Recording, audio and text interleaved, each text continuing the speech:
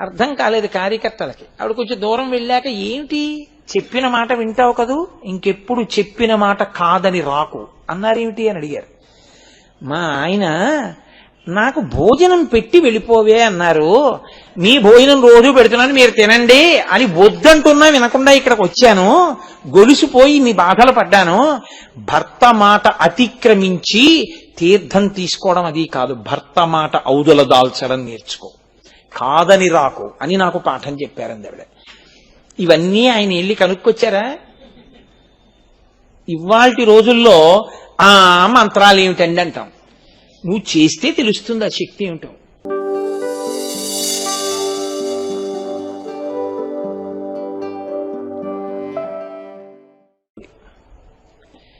కలియుగంలో రాక్షసులకు మనుష్యులకు ఉపాధి భేదము ఉండదు.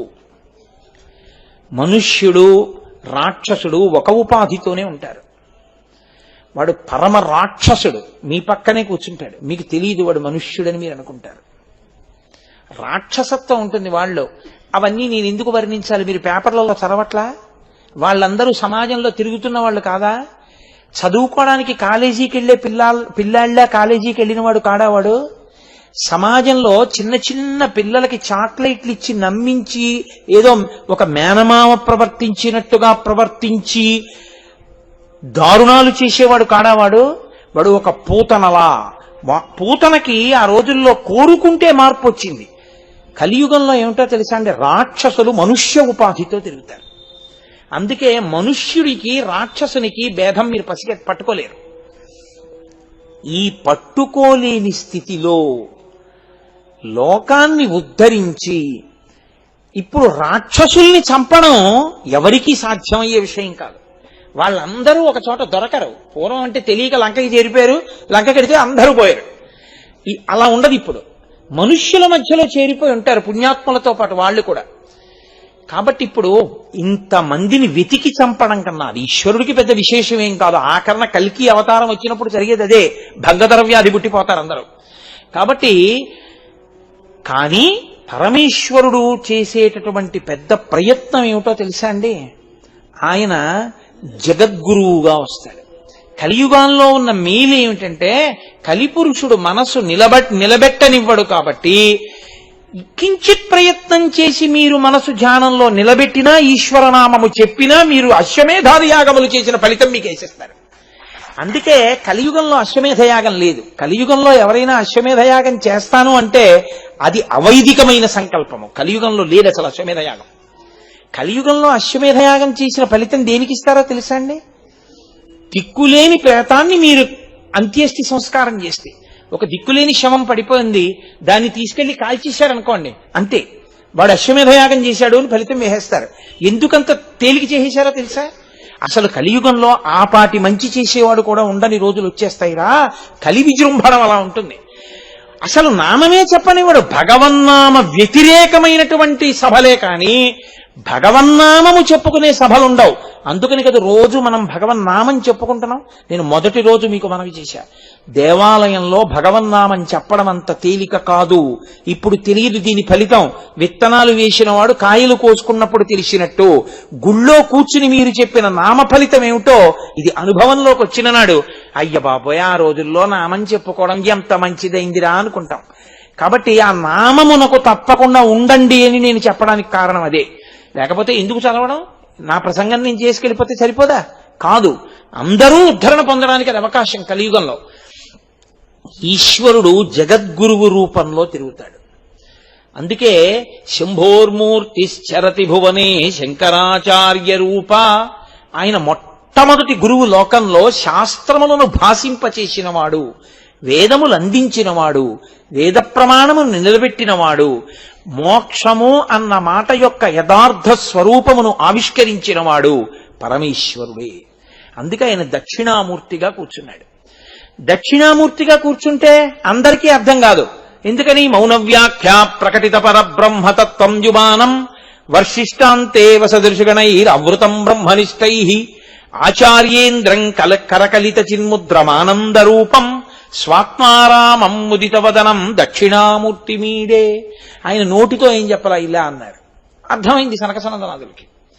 కానీ కలియుగంలో అలా కుదరదు. మౌనంగా చెప్తేనే అర్థం కాని రోజులు, ఇంకా మౌనంగా చెప్తే ఏమర్థం అవుతుంది? పైగా గురువుగారు ఎక్కడో పూర్వం అంటే చిత్రం మటతరోర్మూలే వృద్ధా శిష్యా గురుర్యువా గురోస్తు మౌనం వ్యాఖ్యానం శిష్యాస్తు చిన్నతంతయా. ఆయన వటవృక్షం కింద కూర్చుంటే శిష్యులు వెళ్ళారు. ఇప్పుడు కలియుగంలో గురువు గారి దగ్గరికి వెళ్ళాడు, గురువు గారే తిరగాలి.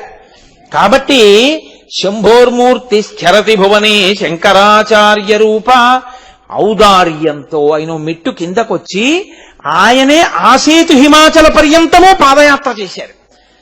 ఆ చేయడం కూడా ఎలాగా? బ్రహ్మచారిగా ఉన్నారనుకోండి, గురువుగారి మాట కట్టుబడాలి. వెళ్ళి భిక్షాన్నం తీసుకొస్తూ ఉండాలి, పాఠం చదువుకోవాలి తప్ప గురువు గారి అనుమతి లేకుండా ఎక్కడికి వెళ్ళకూడదు. గృహస్థుగా ఉన్నారనుకోండి, భార్యా బిడ్డల్ని పోషించుకుంటూ ఉండాలి, ఒక చోట ఉంటుండాలి, దానం పట్టుకుంటూ ఉండాలి, దాచుకుంటూ ఉండాలి, జాగ్రత్తగా మసులుకుంటూ ఉండాలి, వచ్చిన వాళ్ళకి అన్నం పెడుతూ ఉండాలి. వానప్రస్తుగా ఉన్నారనుకోండి, అన్నీ విడిచిపెట్టి అరణ్యంలోకి వెళ్ళి తపస్సు చేయాలి. సన్యాసిగా ఉన్నారనుకోండి, ఉన్న చోట ఉండకుండా దేశమంతా తిరుగుతూ ఉండాలి. అలా తిరగడానికి అవకాశం ఉండి జ్ఞానబోధ చెయ్యడానికి అన్ని విధాలా అనుకూలం అవుతుందని బ్రహ్మచర్యం నుంచే సన్యాసాశ్రమంలోకి వెళ్ళి 32 సంవత్సరముల వయస్సు లోపల ఆసేతు హిమాచల పర్యంతము పర్యటించి వేదము యొక్క ప్రమాణాన్ని నిలబెట్టి భక్తులకి కావలసినటువంటి భాష్యముల దగ్గర నుంచి, ప్రకరణాల దగ్గర నుంచి, స్తోత్రాల దగ్గర నుంచి అన్నిటినీ ఇచ్చి ఎన్నో దేవాలయాలకి కుంభాభిషేకాలు చేసి యంత్ర ప్రతిష్టలు చేసి భారతదేశమునకు 4 చెరగల 4 పీఠములను కాపు పెట్టి ఈ దేశములోకి అవైదికమైనటువంటి మతములు మళ్లీ ప్రవేశించకూడదని తూర్పున జగన్నాథులో గోవర్ధన పీఠము, పడమర ద్వారకలో కాళికాపీఠము, ఉత్తరమున బదరికాశ్రమములో జ్యోతిపీఠము, దక్షిణమున శృంగగిరిలో శారదాపీఠము పెట్టి తాను కాంచీపీఠమునందున్న మహాపురుషుడు శంకర భగవత్పాదులు. కాబట్టి సదాశివతమారంభాం శంకరాచార్య మధ్యమాం అస్మదాచార్య పర్యంతాం వందే గురు పరంపరాం. ఆయన ప్రపంచమంతా తిరగలేదు. ఆయన ఇక్కడ కూర్చుని ఏం చెప్పారో దాన్ని ప్రపంచమంతా అందుకుని ఒరే ఆయన రా సత్యం చెప్పిన వాడు మహానుభావుడు, శంకరులు ఏ అద్వైతం చెప్పారో అదే సత్యం అని ప్రపంచమంతా 2 చేతులెత్తి శంకరుని వంటి మహాపురుషుడు లేడు అని నమస్కారం చేస్తోంది తప్ప ఆయన వెళ్ళలేదు అన్ని దేశాలు. ఆయన ఇక్కడే ఉన్నారంతే. ఏది కర్మ చెయ్యడానికి యోగ్యమైన ప్రదేశమో అక్కడే ఉండిపోయారు శంకర భగవత్పాదులు. అలా ఆ జగద్గురువు అంటే తన కదలిక చేత, తన మాట చేత లోకమునంతటినీ కూడా దిద్దగలిగినటువంటి శక్తి కలిగిన మహాపురుషుడిగా పరమేశ్వరుడే మళ్లీ మళ్లీ మళ్లీ మళ్లీ ఆవిర్భవిస్తూ ఉంటాడు జగద్గురువుగా కూర్చోవడానికి వీలుగా. అందుకే మీకు ఆశ్చర్యం ఏమిటో తెలుసా అండి? ఒక్కొక్క మహాపురుషుడి జీవితం చదివితే మీరు ఆశ్చర్యపోతారు. కాశీపట్టణానికి కాలినడకన చిన్నతనంలో 2 మాటలు పాదయాత్ర చేసి వచ్చారు ఉగ్ర నరసింహ భారతీ స్వామి వారు. శృంగగిరి పీఠాధిపత్యం వహించారు. ఆయన తపస్సు చేసి అష్టసిద్ధులు వచ్చేసాయి ఆయనకి. ఆయన ఒక స్థితిలో ఆయనకి చెవుడు వచ్చింది. ఆయన అనేవారు, ఒకరు చెప్పింది నా చెవిలోకి వెళ్ళదు, నేను చెప్పిందే మీరు వినాలనేవారు. ఎందుకంటే కొద్దిగా చెవుడు వచ్చిందని చెప్పేవారు కాదు. ఆయన అనేవారు, చండీశ్వరానుగ్రహ ప్రసాదలబ్ధుణ్ణి నేను, నాకు చండీశ్వరానుగ్రహం ఉందనేవారు. ఎందుకంటే చండీశ్వరుడు ఎప్పుడు ఇలా కూర్చుంటాడు ధ్యాన నిష్టలో. మనం చెవిటి చండీశ్వరుడు అంటుంటాం కదండి. అందుకని నాకు చండీశ్వరానుగ్రహం ఉంది, నాది నాకు వినపడుతుంది కానీ ఇంకోళ్ళది నాకు వినపడదనేవారు. ఆయన ఒక స్థాయి దాటిపోయిన తర్వాత రోజుకో కాకరకాయ మాత్రమే తినేవారు. కాకరకాయ స్వామి అనేవారు ఆయన. ఆయన అష్టసిద్ధులు ఆయనకి వశమైపోయాయి. అటువంటి మహాపురుషుడు ఒకసారి ఆయన మధురై వెళ్ళారు. మీనాక్షి అమ్మవారి గుళ్ళోకి వచ్చి పూజ చేస్తా అన్నారు. అంతటి మహాపురుషుడిని అర్చకులు అన్నారు, ఇదే తెలిసి తెలియని తనం, మీరు రాకూడదు, మేం పూజ చేస్తాం, ప్రసాదం తీసుకోండి అన్నారు. ఆయన అన్నారు, ఓహో అంత శక్తివంతులే, 2 కొబ్బరికాయలు తీసుకురండి అన్నారు. ఆ కొబ్బరికాయలు 2 చేతిలో పట్టుకుని కళాకర్షణ చేసేశారు. ఆయన అమ్మవారి శక్తిని అంతటినీ కొబ్బరికాయల్లోకి లాగేసి పీఠానికి వెళ్ళిపోయి ఆ కొబ్బరికాయలు 2 పెట్టేసి పూజ మొదలెట్టారు. మధురైలో మీనాక్షి అమ్మవారి గుళ్ళో ఉన్నటువంటి మూర్తి వెలవెలపోయింది. ఎవరు గుళ్ళోకి వచ్చేవారు కాదు, బయటే కొబ్బరికాయ కొట్టి హారతి వెలిగించి వెళ్ళిపోయేవారు. ఎందుకంటే అమ్మవారు అంత తేజోమయమూర్తి, అంత వెలవెలపోయింది. అర్చకులకు అప్పుడు బుద్ధొచ్చి వాళ్ళు నరసింహభారతీ స్వామి వారు ఉన్నటువంటి విడిదికి వెళ్ళి ఆయన కాళ్ల మీద పడి, అయ్యా మాది తప్పైపోయింది, అమ్మవారి కళ మళ్ళీ అమ్మవారిలో పెట్టేయండి అంటే ఆయన గుళ్ళోకి వచ్చి ఆ కొబ్బరికాయల్ని పట్టుకుని కళలు మళ్ళీ అమ్మవారిలో పెట్టేశారు. అంతటి మహాపురుషులు పుట్టినటువంటి భూమి, జగద్గురువులుగా సనాతన ధర్మంలో పరమేశ్వరుడు మళ్ళీ మళ్ళీ మళ్ళీ మళ్ళీ పుడుతూ ఉంటాడు.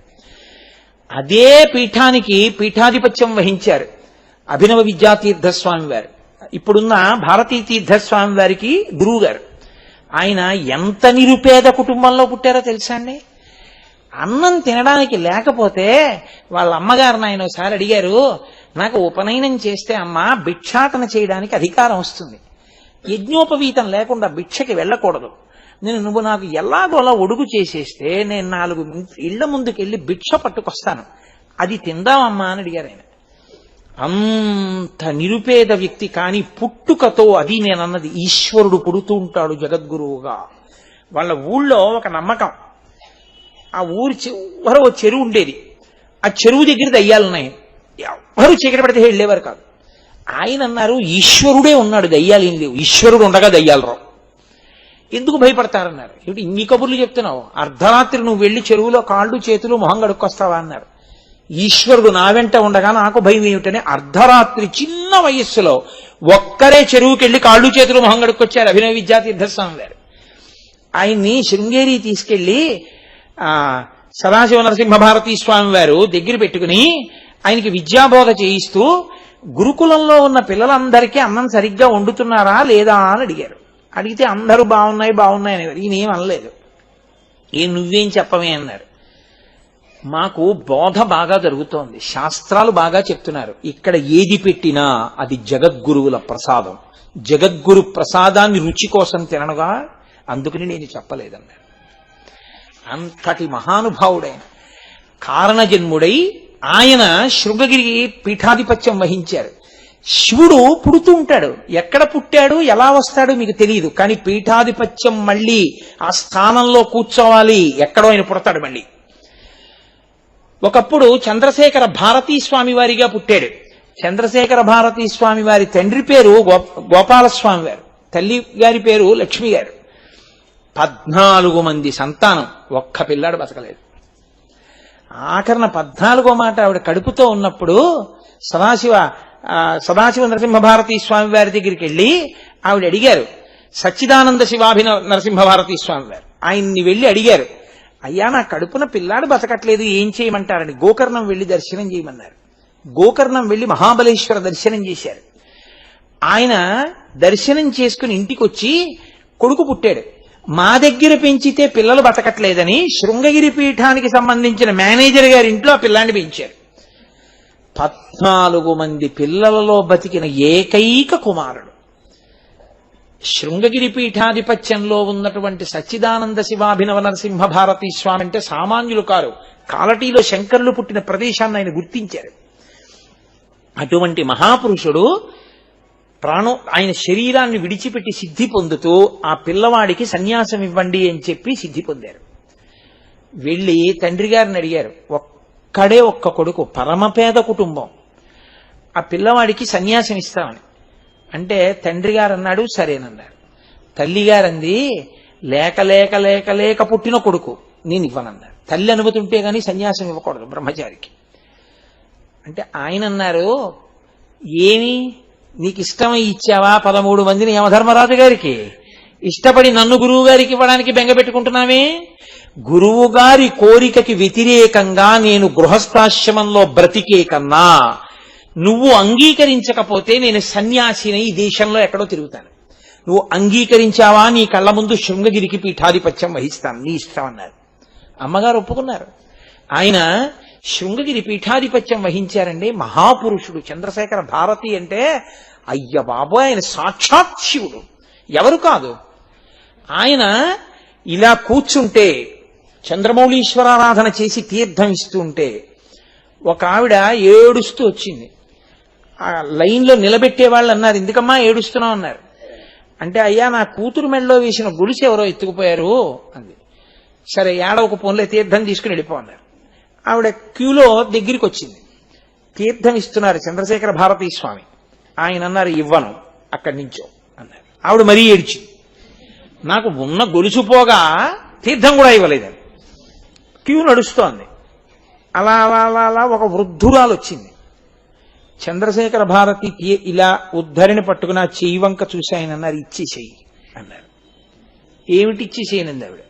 ఏది తీశావో అది ఇచ్చేసేయి. నేనేం తీలేదండి.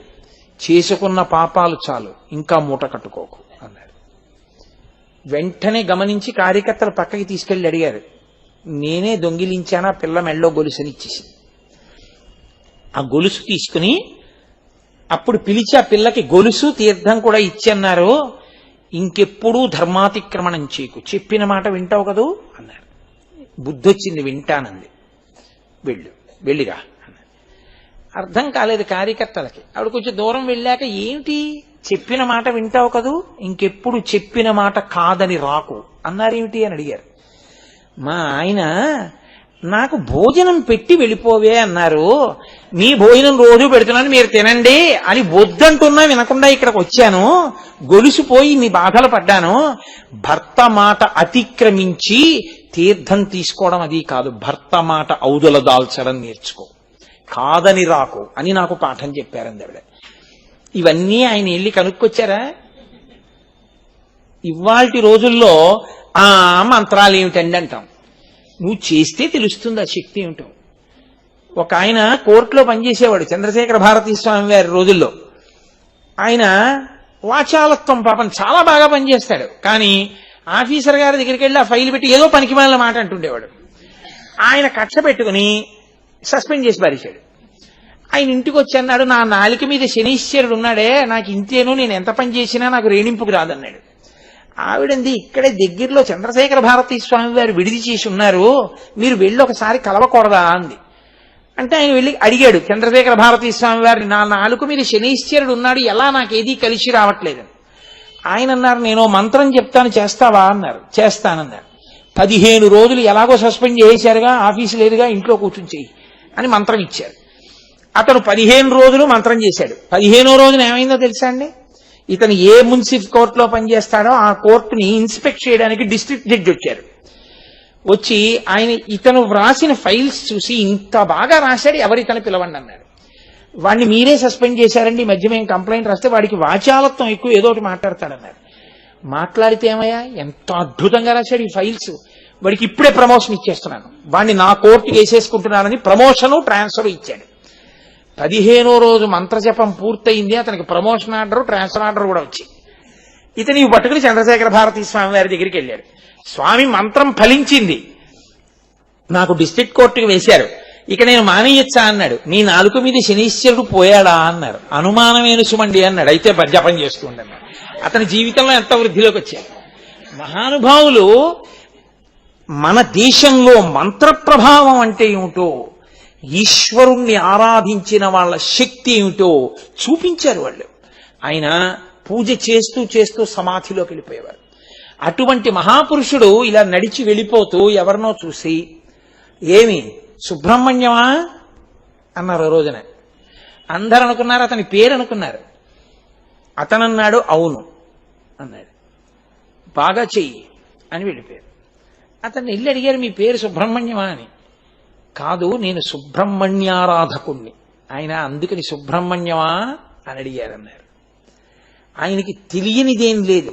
ఆయన ఎక్కడ ఏం జరుగుతోందో తెలుసుకున్నారు. తన దగ్గరికి వస్తే, ఈ పేరు కదూ, ఈ ఊరు నుంచి వచ్చావు, ఇది చేస్తూ ఉంటావు, నీ మనఃప్రవృత్తిది అని చెప్పేవారు. తన దగ్గరికి వచ్చి ఒకడు చంద్రశేఖర భారతీ స్వామి వారి దగ్గరికి వచ్చి, అయ్యా నాకు మీరు ఏదైనా ఉపదేశం చెయ్యాలన్నాడు. ఆయన ఎర్రగా చూసి అన్నారు, నీ కర్తవ్యం నువ్వు చేస్తున్నావా, నీ ధర్మం నువ్వు చేస్తున్నావా, నిజం చెప్పు అన్నాడు. అంటే అతను కళ్ళమ్మని నీళ్లు పెట్టుకుని, నేను చెయ్యవలసింది చేస్తున్నానండి, వాళ్లే నాకు కలిసి రావట్లేదు. వెంటనే చంద్రశేఖర భారతి అన్నారు, అది అధర్మం. వాళ్ళు కలిసి రాకపోతే వాళ్ళు ధర్మం తప్పినట్టు, కానీ వాళ్ళ ధర్మం దిద్దడం నీ ధర్మం కాదు. నీ ధర్మం వాళ్ళని చూడడం, వాళ్ళని సరిగ్గా చూసి నువ్వు రా, అప్పుడు ఇస్తాను, వెళ్ళు అన్నారు. ఎవ్వరికీ అర్థం కాలేదు ఆ సంభాషణ. అతను వచ్చాక అడిగారు, ఏమైందండి, ఏమిటి చెప్పారని. నేను మా అమ్మగారిని నాన్నగారిని నన్ను వాళ్ళు ప్రేమగా చూడటం లేదని, నేను వాళ్ళని చూడటం లేదండి, అది స్వామి ఎలా తెలిసిందో నన్ను నిలదీశారు. నీ తండ్రి గారు నిన్ను ప్రేమగా చూశాడా లేదా నీకు అనవసరం, ఎందుకు చూడ తండ్రి. చూడడం ఆయన ధర్మం. ఒకవేళ ఆయన ఆ ధర్మం చేయకపోతే ఆయనది తప్పు. నీ ధర్మం నువ్వు ఎందుకు మాంతావు? నువ్వు ప్రేమగా చూడు, నీ ధర్మం నీది.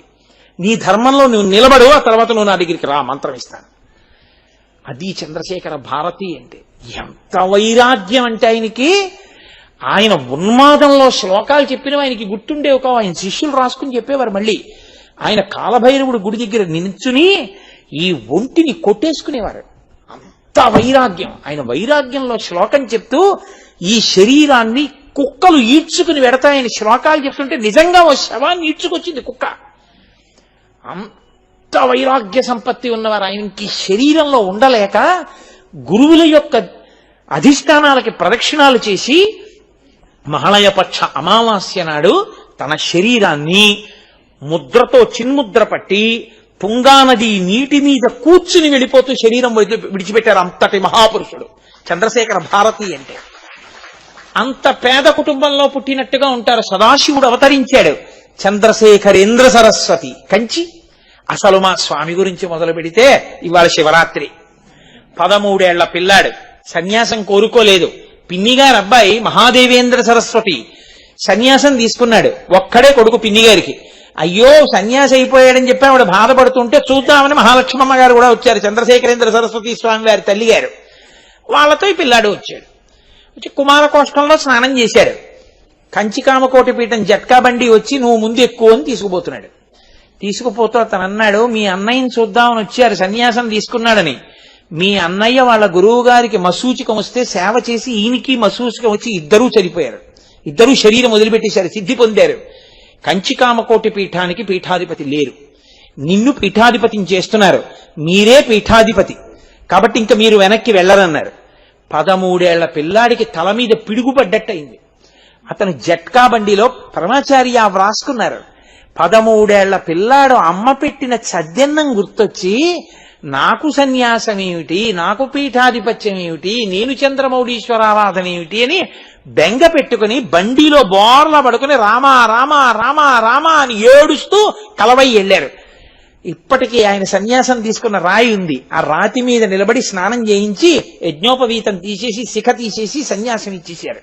ఇద్దరు గురువులకి మహానుభావుడు ఆ శరీరం పడిపోయిన తరువాత జరగవలసిన కార్యాన్ని జరిపించి ఆ కలవైలోనే పాక వేసు కూర్చుని తపస్సు చేశారు. 13వ ఏట సన్యసించిన వారు 87 సంవత్సరములు చాతుర్మాస్యం చేశారు. శంకర భగవత్పాదులలాగే ఆసేతు హిమాచల పర్యంతం పాదచారి అయి తిరిగారు. ఆఖరికి ఆయన రామేశ్వరం వెడుతుంటే సముద్రం మించి వెళ్ళవలసి వచ్చింది. అయ్యా రైల్ బ్రిడ్జ్ ఒకటే ఉంది, మీరు ఆ స్లీపర్స్ మీద కాళ్ళు వేసి వెడుతుంటే కింద సముద్ర ఘోష, కాలు జారిపోతుంది, మీరు సత్యదండం పట్టుకుని నడవాలి. ఆ రోజుల్లో లోకోమోటివ్ ఇంజిన్స్, ఆ నూనె అంతా పడుతుంది, వద్దు రైలు ఎక్కండి అంటే సన్యాసి వాహనం ఎక్కకూడదు, నేను ఎక్కనన్నారు. ఎక్కనని సత్యదండం పట్టుకుని ఆ సముద్ర ఘోషలో బ్రిటిష్ గవర్నమెంట్ ఆ రోజుల్లో రైళ్లు ఆపిందండి. ఆయన స్లీపర్స్ మీద కాళ్ళేస్తూ రామేశ్వరం వెళ్లి అభిషేకం చేసి వచ్చారు. అంతటి మహానుభావుడు, అంతటి ధార్మిక నిష్ట. ఆయన 95వ సంవత్సరం వయస్సులో చెన్నై నుంచి ఆయన నడిచి వెళ్ళవలసి వస్తే ఇక శరీరం అంత నడవడానికి అనుమతించకపోతే సన్యాసి వాహనం ఎక్కకూడదని ముందు గుర్రబండి వెడుతుంటే ఆ గుర్రబండిని చేత్తో పట్టుకుని ఆయన నడిచి వెడుతుంటే పెరియవర్లు వస్తున్నారని తమిళ దేశంలో అట్నుంచొచ్చే బస్సులన్నీ రోడ్డుకి 2 పక్కల స్వచ్ఛందంగా ఆగిపోయేవి. అన్ని వాహనాలు ఆగిపోయి ఆయన జట్కా బండి పట్టుకుని నడిచి వెళ్ళిపోతుంటే అందరూ చెప్పులిప్పేసి రోడ్డుకి 2 పక్కల సాగిల పడిపోయి ప్రణిపాతం చేస్తుండగా ఆయన గుర్రబండి పట్టుకుని నడిచి వెళ్ళారు తప్ప జీవితంలో వాహనం ఎక్కలేదు. ఆయన సన్యాసము, ఆయన ప్రచారం చూసి సనాతన ధర్మానికి చెందకపోయినా సరే బౌద్ధ మతానికి అధిపతి అయిన దలైలామా ఈ శతాబ్దపు నిజమైన సన్యాసి చంద్రశేఖరేంద్ర సరస్వతి అని కితాబునిచ్చారు. అంతటి మహాపురుషుడై చిట్ట చివర కలవైకి ఒక నమస్కారం, కన్న తల్లికి ఒక నమస్కారం చేసి శరీరాన్ని విడిచిపెట్టారు. అంతటి మహాపురుషులు ఒక్కొక్కరు స్థానం ఖాళీ అయిందనేటప్పటికీ మళ్ళీ పరమేశ్వరుడు ఇంకో ఇంట పుడుతూ ఉంటాడు. ఇప్పుడు శృంగగిరికి పీఠాధిపత్యం వహిస్తున్నటువంటి భారతీ తీర్థస్వామి వాళ్ళ తండ్రి గారు సంవత్సరం పాటు పరమేశ్వరుడికి మహన్యాసపూర్వక రుద్రాభిషేకం చేశారు కొడుకు కోసం. ఆ తర్వాత పల్లెటూరు విడిచిపెట్టి మచిలీపట్నం వెళ్ళిపోయి ప్రతి సంవత్సరం శ్రీరామనవమి ఉత్సవాలు చేశారు. ఆయన భార్య గారు అనంత లక్ష్మమ్మ గారని నాకు జ్ఞాపకం. అనంత లక్ష్మమ్మ గారు ఆంజనేయ స్వామికి మొక్కుకున్నారు. ఆయన నాకు కొడుకు పుడితే సీతారామ అని కలుపుతానన్నారు. ఆవిడ ఆంజనేయ అని కూడా కలుపుతానన్నారు. ఆవిడికి గర్భం వచ్చింది. ఆవిడికి ఇక ప్రసవం అవుతుందనగా ఆవిడ పడుకునుంటే ఆంజనేయ స్వామి కలలో 3 పళ్ళు పట్టుకుని వచ్చి ఇస్తున్నట్టుగా కలొచ్చింది. ఆవిడ ఎందరికో చెప్పారు 3 పళ్లతో ఆంజనేయ స్వామి కనబడ్డారు అర్థం ఏమిటని. ఆ రోజు ఆవిడికి తెలియలేదు 3 జన్మలు ఒక జన్మలో అనుభవించే కొడుకు పుడుతున్నాడని. పుడుతూ ఒక జన్మ, ద్విజుడు ఉపనయనం చేసినప్పుడు ఒక జన్మ, సన్యాస దీక్ష ఒక జన్మ, 3 జన్మలెత్తే కొడుకు పుట్టాడు. జాగ్రత్త స్వప్న సుషుప్తి దాటి తురియంలో నిలబడే కొడుకు పుట్టాడు. జగద్గురువై శృంగగిరి పీఠాధిపతి అయి సింహాసనం మీద కూర్చునే కొడుకు పుట్టాడు. లోకమునకంతటికి జ్ఞానఫలాన్ని పంచిపెట్టగలిగినటువంటి కొడుకు పుడుతున్నాడు నీ కడుపున. ఇది చెప్పడానికి 3 పళ్ళు పట్టుకుని మహానుభావుడు సాక్షాత్కరించారు. పుట్టిన పిల్లాడికి సీతారామాంజనేయులు అని పేరు పెట్టారు. ఆ పిల్లాడు సంస్కృత భాష ధారాళంగా మాట్లాడేవాడు. అభినవ విద్యాతీర్థ స్వామి వారు విజయవాడ వచ్చినప్పుడు, మచిలీపట్నం వచ్చినప్పుడు ఆ పిల్లాడిని చూసి మురిసిపోయారు, ఏమి సంస్కృతం అని. ఇంట్లో కూడా చెప్పకుండా ఆ గురువు గారి మీద ఏర్పడిపోయిన అభిమానంతో ఎక్కడో ఉజ్జయిన్లో అభినవ విద్యాతీర్థ స్వామి చాతుర్మాస్యం చేస్తుంటే ఈ పిల్లవాడు వెళ్ళిపోయి ఆయన శిప్రా నదిలో స్నానం చేసి వెళ్ళాక ఆయన కాళ్ల మీద పడి మీ దగ్గర శాస్త్రం చదువుకోవాలనుందన్నాడు. ఆయన ఇంకొకరిని పెట్టి చెప్పించలేక కాదు, ఓహో ఈశ్వరుడు తర్వాతి జగద్గురువుని పుట్టించాడు అని గుర్తించి ఆయనే తర్కశాస్త్రాన్ని బోధించడం మొదలుపెట్టారు. తర్క సంహిత అంటారంటే తర్కశాస్త్రం నేర్చుకునే ముందు నేర్చుకునే శాస్త్రం. తర్క సంహిత ఆయనే బోధ చేశాడు. ఆ పిల్లవాడు తరువాతి కాలంలో 3 రోజులు మీ ఇంటికి వెళ్ళరా అని గురువుగారు పంపిస్తే గురువుగారి మాటకు వెళ్ళారాయన తప్ప ఎవ్వరితో మాట్లాడేవారు కాదు. కారణజన్ములు, ఏకసంతాగ్రాహి. ఒక్కసారి పాఠం ఇలా చెప్తే వచ్చేసేది, ఇంగ్లీషు వచ్చేసేది, లెక్కలు వచ్చేసేవి, 100కి 100 మార్కులు అన్నింటిలో. మీకు ఆశ్చర్యం తెలుసా, మచిలీపట్టణంలో ఇవాళ శృంగగిరి పీఠానికి ఆధిపత్యం వహించి ప్రపంచం అందరి చేత నమస్కరింపబడేటటువంటి మహానుభావుడైనటువంటి చంద్రశేఖర మన భారతీ తీర్థస్వామి వారు 9వ క్లాసు 11వ క్లాస్ వరకు స్కూల్కి వెళ్ళినప్పుడు పిలకతోటి పంచె కట్టుకుని ఉత్తరీయం వేసుకుని స్కూల్కి వెళ్ళి చదువుకున్నారు తప్ప ఆయన ఎప్పుడు ప్యాంటు చొక్కా వేసుకుని స్కూల్కి కూడా వెళ్ళలేదు. ఎన్నడూ గురువుల్ని ధిక్కరించేవారు కాదు. ఒక్క మాట పాఠం వినడం అంతే వచ్చేసేది. అకస్మాత్తుగా ఇంగ్లీష్ మీడియంలోకి స్కూల్ని మార్చవలసి వస్తే తట్టుకున్న వ్యక్తి ఒక్క భారతీ తీర్థులే. అంతటి మహాపురుషుడు. ఇవాళ నడిచి వెడుతున్నటువంటి శారద అటువంటి స్వరూపమై ఈ సంవత్సరమేలా ఉంది, ఆయనకి షష్ఠి పూర్తి కాలటీలో. అటువంటి మహానుభావుడు శృంగగిరి పీఠానికి ఆధిపత్యం వహిస్తున్నారు. కంచికామకోటి పీఠాధిపతులుగా పీఠాధిపత్యం వహించిన చంద్రశేఖర భారతి, చంద్రశేఖరేంద్ర సరస్వతి అసాధారణ ప్రతిభాశాలి. అసలు ఆయన ఎక్కడ కూర్చుని ఎక్కడదైనా చెప్పగలిగేవారు. ఆయనకి తెలియని విషయం లేదు. ఆయన సనాతన ధర్మ ప్రచారం చేసినట్టు ఈ మధ్య కాలంలో ప్రచారం చేసిన పీఠాధిపతి లేరు. అంతటి మహాపురుషుడు. శతాయుష్కులై 100 సంవత్సరములు శరీరంలో ఉన్నారు. అటువంటి మహానుభావులు పరమశివుడు అక్కడ స్థానం ఖాళీ అవుతుంది అనేటప్పటికీ అంతే, ఆయన మళ్ళీ ఎక్కడో తాను ఒక పిల్లవాడిగా పుట్టేస్తాడు. పుట్టేసి తాను మళ్ళీ ఆ పీఠాధిపత్యం వహించి లోకానికంతటికీ బోధ చేస్తాడు. నిజంగా బ్రహ్మచర్యం నుంచి సన్యాసాశ్రమానికి వెళ్ళిన వాళ్ళ నియమాలు, వాళ్ళ కట్టుబాట్లు, వాళ్ళు ఇంకా పూజ చేస్తున్నారు కాబట్టి పడుతున్న ఈపాటి వర్షాలు. నేను మీకు యథార్థం మనవి చేస్తున్నాను. -°C వెళ్ళిపోయినా సరే, ఒకసారి ఉత్తర భారతం వెళ్ళినప్పుడు శృంగగిరి పీఠం -°Cలోకి వెళ్ళిపోయింది. సాయంకాలం యోగలింగానికి పూజ అంటే, భోగలింగానికి పూజ అంటే పీఠాధిపతులు కూర్చుని చేయవలసిందే -°లో కూడా. ప్రతిరోజు అలా చేస్తారు. చంద్రశేఖర భారతీ స్వామి వారికి ఒకసారి 104 జ్వరం. లేస్తే ఇలా ఊగిపోతోంది శరీరం. ఆయన స్నానం చేసి చన్నీళ్లు తలస్నానం చేసి బట్ట కట్టుకుని పూజకు వస్తున్నారు. అంతేవాసులు అన్నారు, 104 జ్వరం, ఒళ్ళు ఊగిపోతోంది, చన్నీటి స్నానం చేసేస్తున్నారు, ఏమైనా అయితే అన్నారు. ఇది నేను కాదనే సన్యసించాను. పీఠాధిపతిగా నేను ఉండగా నా ఒంటికి జ్వరం కాదు, నా శరీరము పడిపోయేంత వరకు చంద్రమౌళీశ్వరుణ్ణి ఆరాధన చేస్తాను. దీనికోసం చంద్రమౌళీశ్వరారాధన మాత్రం మానను, నియమమే అని 104 జ్వరంతో ఆయన చంద్రమౌళీశ్వరారాధన చేశారు. అటువంటి మహాపురుషులు జగద్గురువులై ఈ లోకంలో శివాంశతో ఇప్పటికీ తిరుగుతున్నారు. వాళ్ళ దర్శనమే చాలు. చక్కగా చెయ్యండి. ఎప్పుడైనా శృంగగిరి వెళ్ళండి, కంచికామకోటి పీఠానికి వెళ్ళండి, ఒక్కసారి తిరువన్నామలై వెళ్ళండి, వెళ్ళి భగవాన్ రమణులు తిరిగినటువంటి ప్రదేశాన్ని ఒక్కసారి చూడండి. అదిగో ఆ మహాపురుషులు తిరిగారే, వాళ్ళు చెప్పారే, వాళ్ళ మాటల వలన వాళ్ళ వలన మనకి మళ్లీ మళ్లీ సనాతన ధర్మం మీద పూనిక, నమ్మకం. ఎంతమంది ఎన్ని అసత్య ప్రచారాలు చేసినా, ఎంత నోరు కొట్టుకుని ప్రచారాలు చేసినా, ఎంతమంది వచ్చినా ఇది మాత్రం చుట్టుకునే జింక చర్మమే కాని విచ్చుకునే లక్షణం సనాతన ధర్మానికి లేదు. ఎంత గొప్ప శత్రువు! ఒకసారి అలెగ్జాండర్ ద వరల్డ్ కాంక్వరర్ అని పేరు, అంత బిరుదు పెట్టుకుని వచ్చాడు. సెల్యూకస్ నికెటర్ ని పిలిచి చెప్పాడు, ఎవరి దగ్గరైనా నీ ప్రతాపం చూపించకాని భారతదేశంలో గడ్డాలు పెంచుకుని కాషాయం కట్టు కూర్చుంటారు, వాళ్ళని ఏమనకన్నాడు. అసలు చూడాలి ఏమిటో వాళ్ళ శక్తి అనుకున్నాడు సెల్యూకస్ నికెటర్. ఒక యోగి కూర్చుని తపస్సు చేసుకుంటున్నారు, ఆయన దగ్గరికి వెళ్ళాడు. వెళ్ళి, I'm Seleucus Nicator, the chief of armed forces of Alexander the great, the world conqueror, విశ్వ విజేత అలెగ్జాండర్ యొక్క సర్వసైన్యాధిపతి సెల్యూకస్ నికేటర్ నీ ముందు నించున్నాడు అన్నాడు. ఆయన అన్నారు, జింక చర్మం ఇచ్చి కూర్చో. దాన్ని ఇలా విప్పుకుని కూర్చున్నాడు. లేచారు, మళ్ళీ చుట్టుకుపోయింది, కూర్చో, మళ్ళీ కూర్చున్నాడు. లేచాడు. ఏమర్థమైంది నీకు? ఏమర్థమైంది? నువ్వు కూర్చోమన్నావు కూర్చున్నాను, లేవమన్నావు లేచాను.